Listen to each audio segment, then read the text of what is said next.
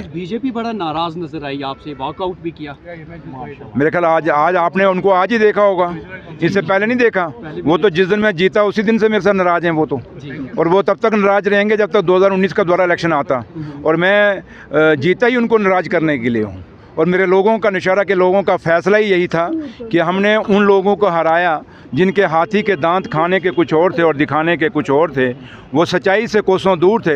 आज भी आप ड्रामा देखा होगा असेंबली के अंदर, और बड़ा दुख होता है कि असेंबली में आम गरीब लोगों के पैसे लगे होते हैं। आप लोगों के पैसे, वो टैक्स पेयर हैं आप लोग, वो पैसे लगे होते हैं, और उसको आज उन्होंने जाया किया क्वेश्चन आवर को, क्योंकि क्वेश्चन आवर जो होता है वो आम लोगों के क्वेश्चन होते हैं। और दूसरा जो वहाँ LOP साहब ने जो ड्रामा किया, और मैं अभी जब मैं वहाँ सेक्रेटरीट से निकला, असेंबली से निकला, मैं काफ़ी इंटरव्यू दे के आ गया हूँ, बाइट दे के आया हूँ। चलो अब आप यहाँ पे हैं तो आप यहाँ थे इसलिए आप नहीं ले सके, लेकिन मैं एक चीज़ आपको कहूँगा कि सबसे बड़ी हैरानगी की बात है कि जो ड्रामा उन्होंने किया फ्लड्स विक्टिम्स के लिए, कि जो लोगों के बाढ़ में लोगों के नुकसान हुए, लोग मारे गए या जो भी हुआ, बेचारों का नुकसान हुआ, तो उस पर एक ड्रामा था।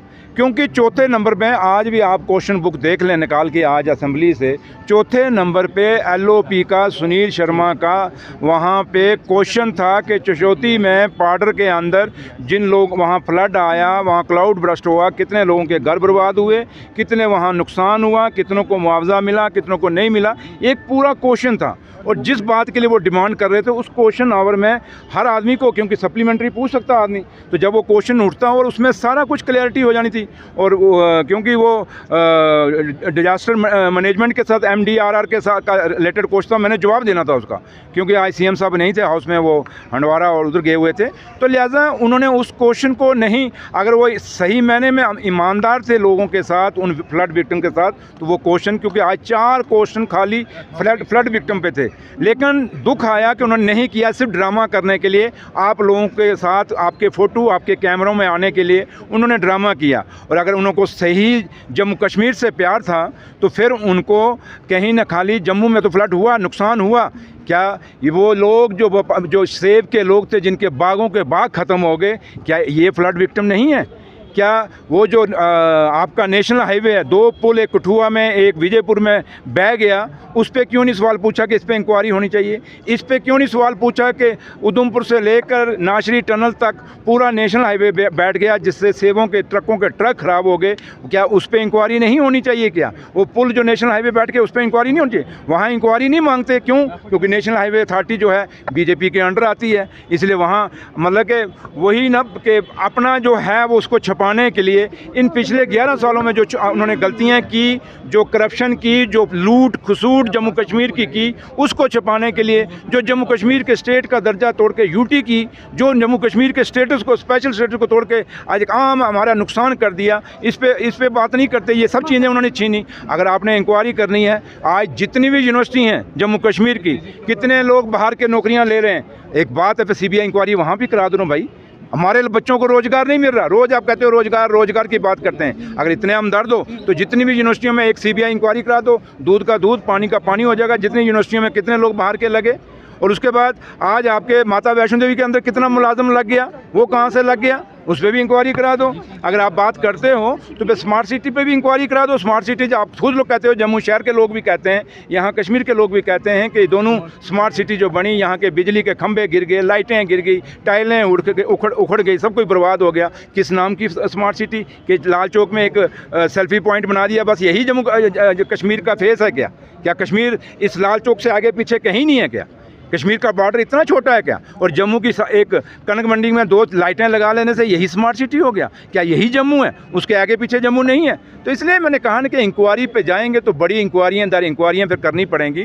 बात की उन्होंने निशारा की, जो आपने पूछा नहीं, मैं ही बता देता हूँ। और निशारा का जहाँ ताल्लुक है, मैं वहाँ भी कह के आया हूँ, मैं आपको भी कह के जाऊँगा। इन्होंने एलिगेशन लगाया कि वहाँ डिप्टी CM की कॉन्स्टिट्यूंसी है, तो वहाँ पे जो है टेंडर, जो ऐसी सड़कों पे लुक डाली गई जो सड़कें PWD की नहीं है, एक बात। दूसरा उन्होंने कहा कि एक टेंडर पे टेंडर लाट हो गया।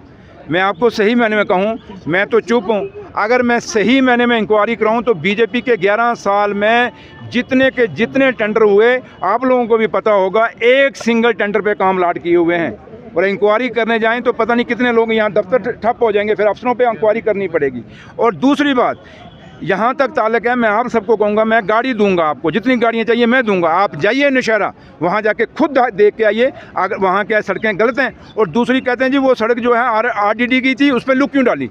भाई आरडीडी की सड़क थी, आज हमने टेक ओवर कर ली, और क्या डेवलपमेंट करना ये गलत बात है? और नौशहरा के लोगों को मैं आपके चैनल के माध्यम से कहूँगा कि वो टटीरी जिसको 27,000 वोट नौशहरा में मिला था, वो बीजेपी वाला जो सीटियाँ मारता है आजकल, उस टटीरी को पूछो कि भैया तू नौशहरा की डेवलपमेंट क्यों नहीं होने देता जा?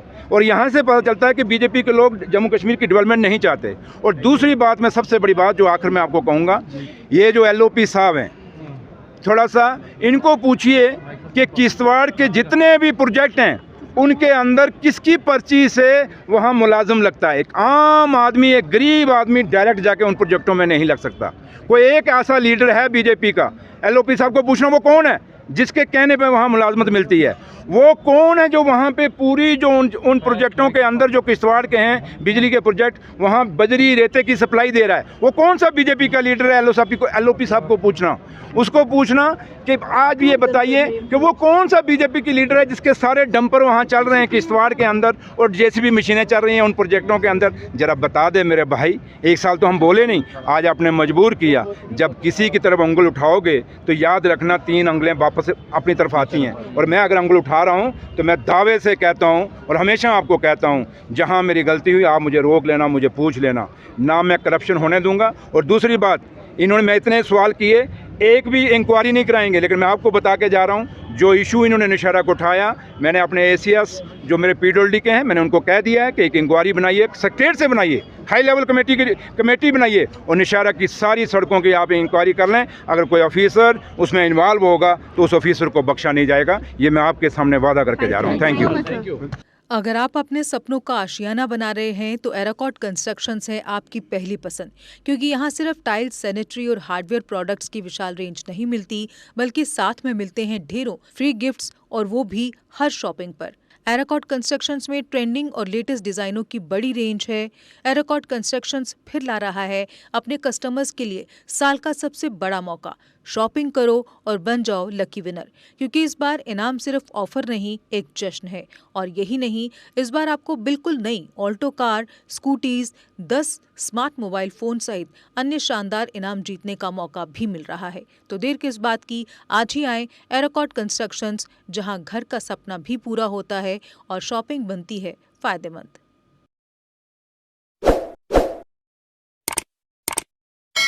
जम्मू कश्मीर की खबरों के लिए जुड़े रहिए GK अपडेट के साथ।